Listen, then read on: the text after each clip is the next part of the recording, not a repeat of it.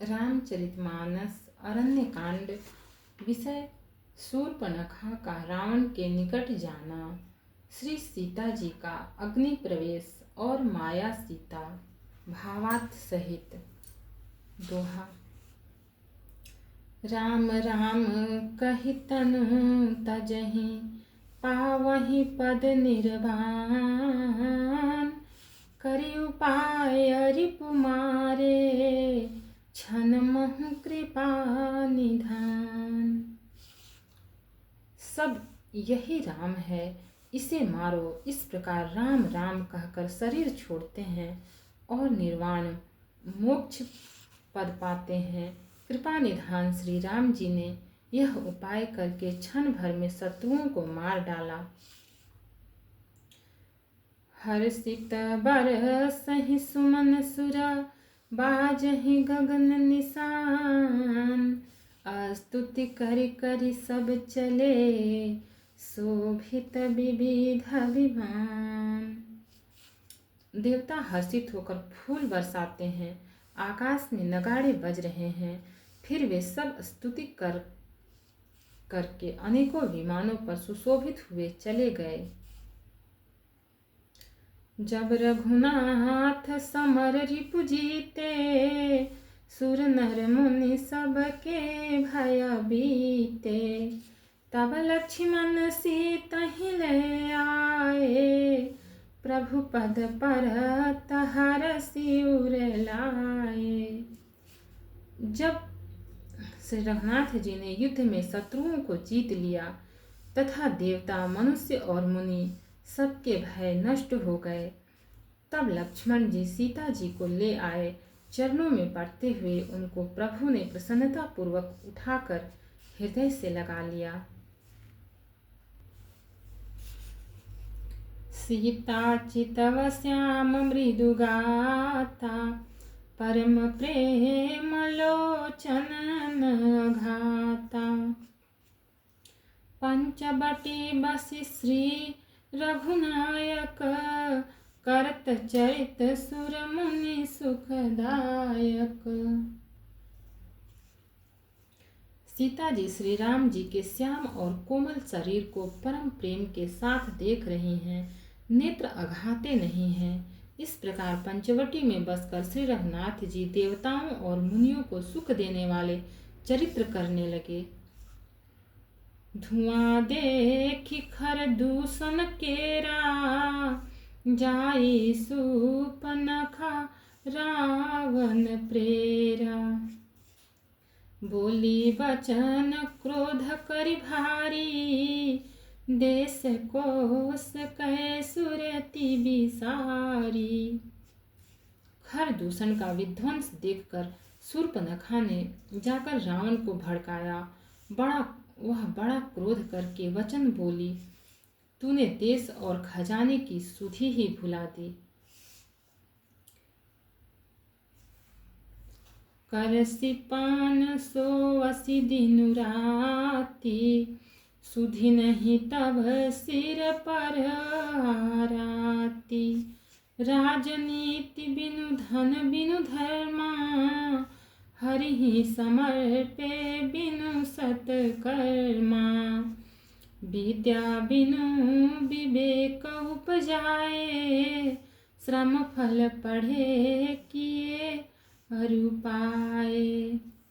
संग तेजति कुमंत्र ते राजा, मानते ज्ञान पानते लाजा।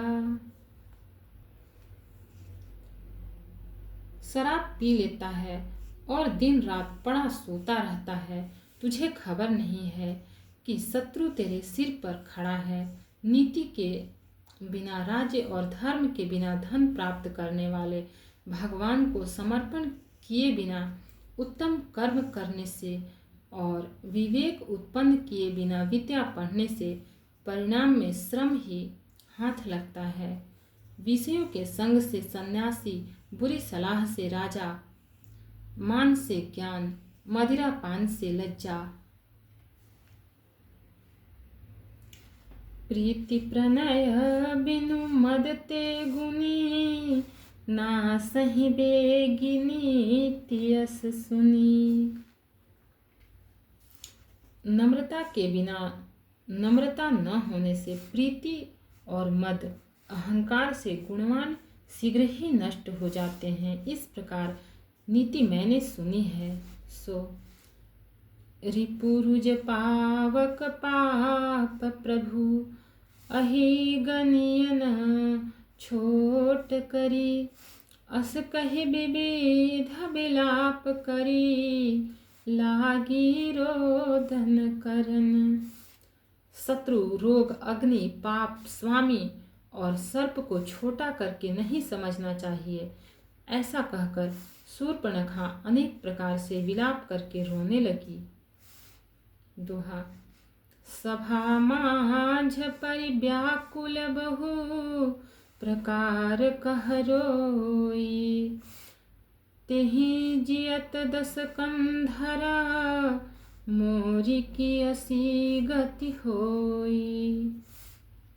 रावण की सभा के बीच वह व्याकुल होकर पड़ी हुई बहुत प्रकार से रो कर कह रही है कि अरे दशग्रीव, तेरे जीते जी मेरी क्या ऐसी दशा होनी चाहिए।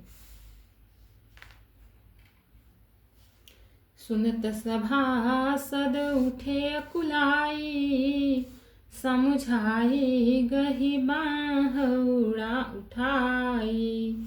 कहलंकेश कहसि निज बाता।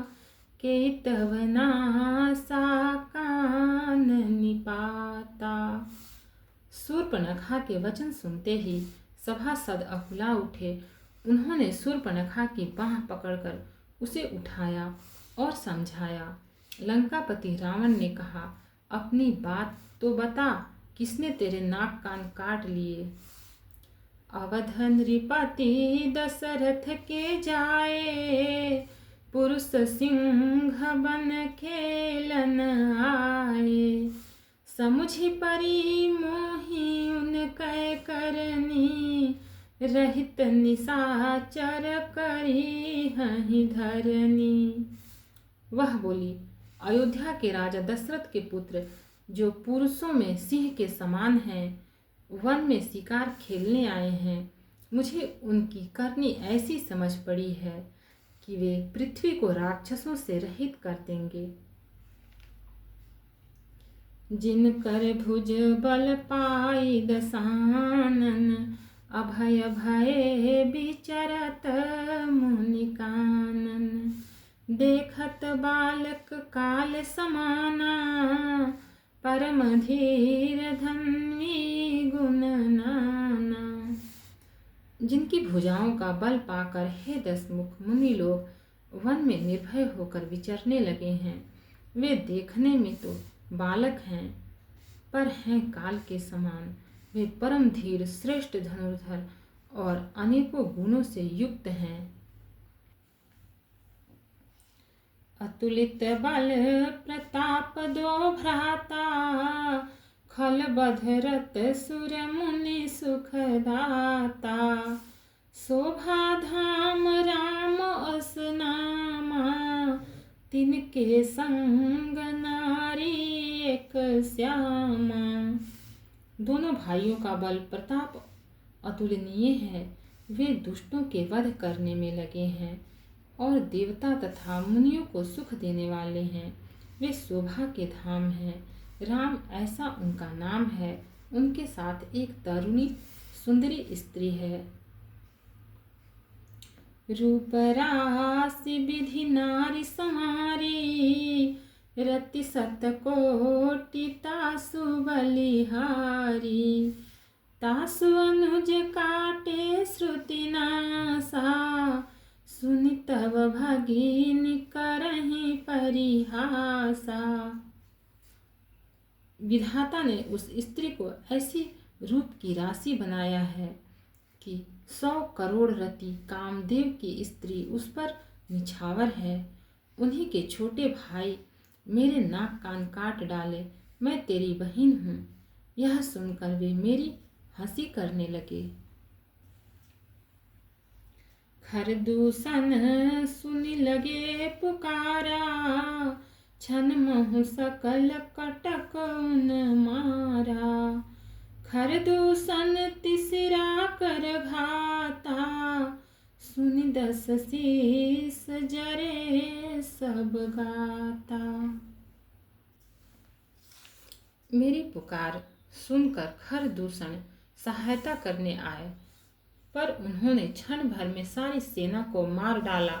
खरदूषण और त्रिशिरा का वध सुनकर रावण के सारे अंग जल उठे। दोहा। सुपनखहि समुझाई करी, बल बोले सि बहु भांति। गयउ भवन अति सोच बस, नींद परई नहीं राती। उसने शूर्पणखा को समझाकर बहुत प्रकार से अपने बल का बखान किया, किंतु मन में वह अत्यंत चिंतावश होकर अपने महल में गया। उसे रात भर नींद नहीं पड़ी। सुर नर असुर नाग खग माही, मोरे अनुचर कह को नाही। खरदूषण मोहि सम बलवंता, तिन्हि को मारई बिनु भगवंता। वह मन ही मन विचार करने लगा, देवता, मनुष्य, नाग, असुर और पक्षियों में कोई ऐसा नहीं जो मेरे सेवक को भी पा सके। खरदूषण तो मेरे ही समान बलवान थे, उन्हें भगवान के सिवा और कौन मार सकता है। सुररंजन भंजन मही भारा, जो भगवंत लीन अवतारा। तो मैं जाई बैरु हठि करऊ, प्रभु सर प्राण तजे भव तरऊ।